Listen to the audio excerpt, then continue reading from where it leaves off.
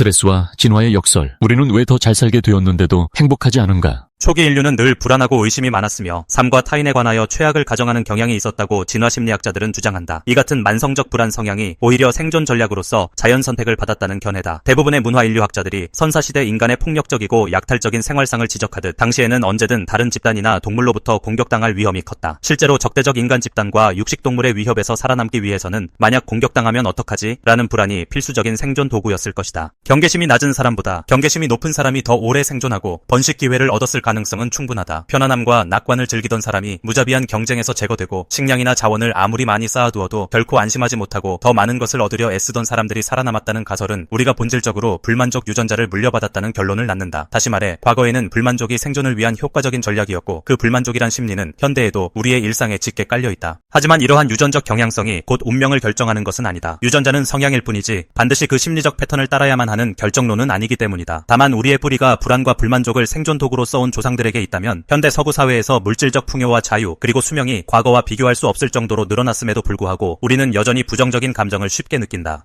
진화론적 관점에서 보면 인간은 주변 환경에 대해 어느 정도 불행하도록 설계된 측면이 있다. 우리 몸의 스트레스 호르몬인 코티솔이 널리 분비되는 사실이 이를 뒷받침한다. 코티솔은 불안과 긴장, 스트레스 반응에 직결되는 주요 호르몬으로 경계 상태에서 몸과 마음을 각성시키는 역할을 한다. 스트레스 분야의 세계적 권위자인 록펠러 대학교의 브루스 맥괴는 스트레스는 피할 수 없을 뿐만 아니라 반드시 나쁜 것만도 아니다 라고 말한다. 불안과 위험 또는 갑작스러운 환경 변화 등 외부 자극이 감지되면 뇌의 아미그달라가 아드레날린과 코티솔을 비롯한 여러 호르몬을 분비하도록 지시한다. 이는 시각, 청각, 근육 반응 등을 빠르고 예민하게 만들어준다. 과거 사자나 다른 맹수로부터 도망칠 때 혹은 인접 부족과의 충돌에서 살아남기 위해서는 이러한 빠른 긴장 반응이 크게 도움을 주었음이 분명하다. 이런 맥락에서 스트레스에 민감하게 반응하는 체질을 타고난 이들이 자연 선택에서 유리했을 가능성이 크다. 맥괴는 스트레스는 신체를 보호한다고 말하며 스트레스를 받은 사람이 오히려 위험을 더 민감하게 파악하고 대비책을 세울 수 있다고 주장한다. 실제로 오늘날 우리가 복잡한 도로를 건널 때 시속 100km로 달리는 차들을 피해 안전하게 걷거나 운전할 수 있는 것 역시 적절한 긴장과 스트레스 반응 덕분이다. 종종 현대의 스트레스는 전자제품, 빠른 인터넷, 복잡한 도시생활 같은 현대 문명이 가져온 부작용이라고 여겨지기도 한다. 하지만 과거에도 사람들은 혹독한 노동환경, 자연재해, 전쟁이나 치안 부재 등 헤아릴 수 없이 많은 스트레스 요인에 노출되어 있었다. 20세기 초 폴리버의 직물공장 노동자나 1880년대 네브래스카 초원에서 비 한 번에 생계가 좌우되던 농부를 상상해보라. 낮은 임금과 긴 노동시간, 기후에 절대적으로 의존하는 삶이 과연 스트레스가 없었을 리 없다. 그럼에도 현대 서구 사회의 심리적 압박감이 점점 더 증가했다는 주장이 어느 정도 사실로 받아들여지는 까닭은 오늘날 사람들이 옛날보다 훨씬 더 많이 알게 되었기 때문이다. 뉴욕대학교 스트레스 연구자 조지프 르드는 이를 과장된 헤드라인에 의한 불안으로 설명한다. 오늘날에는 스마트폰이나 인터넷으로 지구 반대편에서 벌어진 범죄, 자연재해, 정치적 위기까지 실시간으로 접한다. 19세기 농부에게 이런 정보는 거의 전달되지 않았을 터이니 이처럼 정보가 늘어난 것은 곧 새로운 걱정과 스트레스 요인이 무한히 늘어난 것과 같다. 걱정거리가 많아지면 불안과 공포는 더욱 증폭되기 마련이고 학습된 공포 반응은 또 다른 공포를 금세 학습하게 만든다. 이렇게 늘어난 공포와 불안은 공황 발작, 공포증 같은 심각한 정신적 고통으로 이어질 수 있으며 실제로 서구 사회에서 이들 증상의 발생률이 꾸준히 증가하고 있다는 보고가 있다. 미국 국립보건원이 공포와 두려움 신경화학 센터를 운영하는 것도 이러한 배경에서다. 현대의 스트레스는 여기에 더해 풍요롭게 살면서도 끊임없이 불평하고 경쟁하며 삶의 속도를 높이는 문화적 특성이 결합하여 악순환을 일으킨다. 흔히 말하는 사소한 일, 예를 들어 교통체증이나 전화벨 소리, 직장에서 겪는 사소한 모욕 등이 과거엔 미처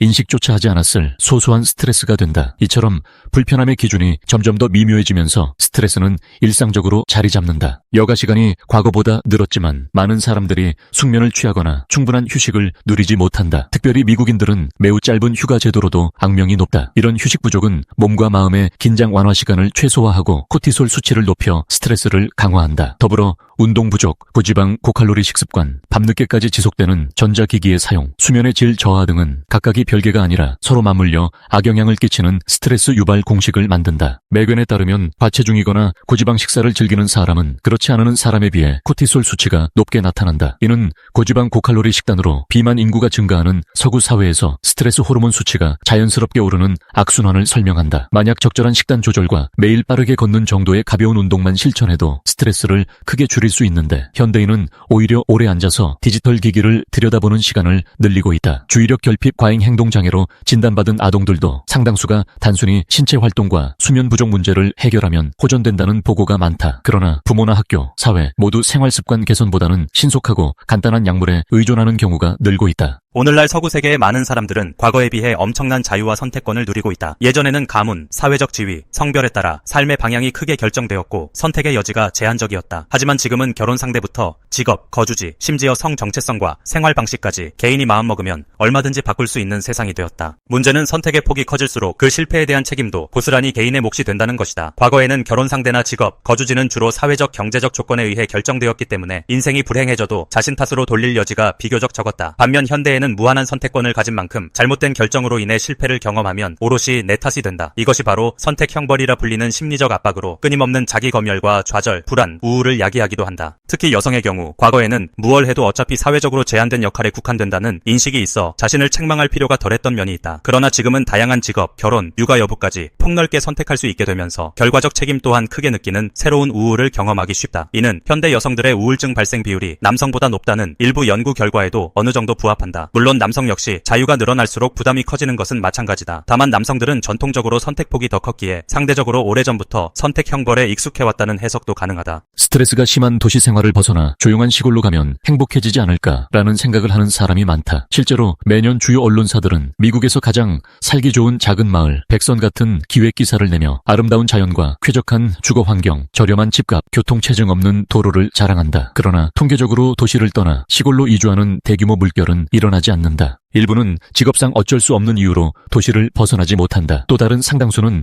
물질적 편의와 문화시설, 무궁무진한 소비 기회가 주어지는 도시를 선호한다. 교통체증과 소음, 범죄, 치열한 경쟁 같은 스트레스 요인을 감수하더라도 그 대가로 얻게 되는 각종 혜택이 더 매력적으로 다가오는 것이다. 이 점에서 인간은 본능적으로 더 많은 물질과 풍요를 향해 달려가도록 진화했는가라는 질문은 어느 정도 설득력을 갖는다. 현대인은 역사상 유례없는 풍요와 장수를 누리고 있지만 어째서 그만큼 행복을 느끼지 못할까? 철학자 마르틴 하이데거는 그 이유가 죽음에 대한 불안, 즉 인간이 유한한 존재라는 사실에 있다고 분석했다. 아무리 물질적으로 풍족하고 자유가 확장되어도 인간은 언젠가 죽음을 맞이한다는 본질에서 결코 벗어날 수 없다. 이 우주의 근본적 법칙 앞에서 우리의 모든 성취나 쾌락은 유한하다는 사실이 늘 불안감을 유발한다는 것이다. 하이데거의 사상은 비관적으로 보이지만 동시에 죽음을 의식한다는 것은 결국 삶을 대하는 태도를 진지하게 만드는 길이라는 해석도 가능하다. 자신의 유한함을 자각할 때 지금 이 순간을 더 소중히 여기고 타인과의 관계, 주어진 자유에 대해 감사하는 태도가 싹틀 수 있다. 죽음에 대한 두려움이 사라지지 않더라도 그것이 곧 행복을 포기해야 한다는 결론으로 이어지지는 않는다. 내세를 믿든 믿지 않든 오늘을 긍정하고 살아가는 태도가 전혀 다른 길을 열 수 있기 때문이다. 진화심리학과 현대 스트레스 이론이 인간의 불안과 스트레스를 주로 조명해왔다면 긍정심리학자들은 행복이라는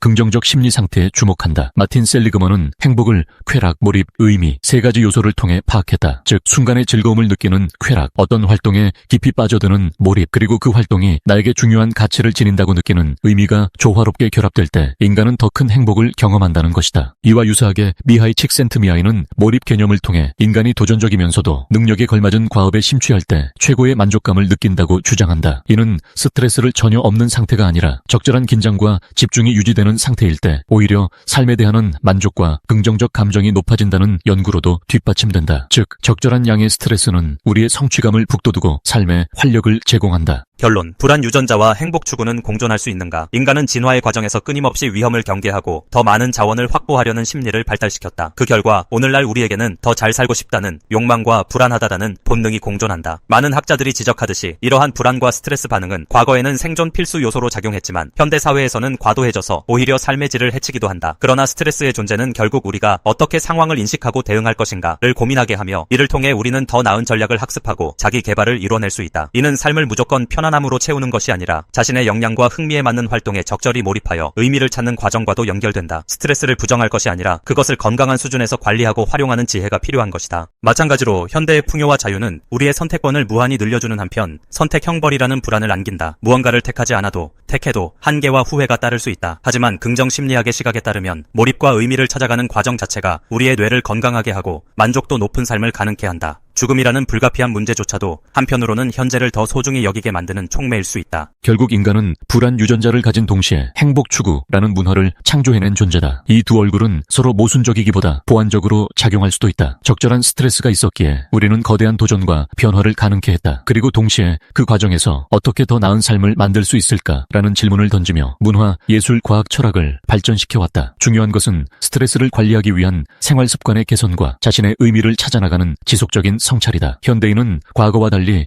훨씬 많은 선택권을 갖고 있지만 이는 또한 우리가 훨씬 자유롭게 삶을 디자인할 수 있음을 의미한다. 비록 불안과 죽음에 대한 궁극적 해결책은 없지만 일상의 작은 실천을 통해 행복에 더 가까워지는 길을 찾을 수 있다는 점에서 인간은 언제나 가능성과 희망을 품고 있다.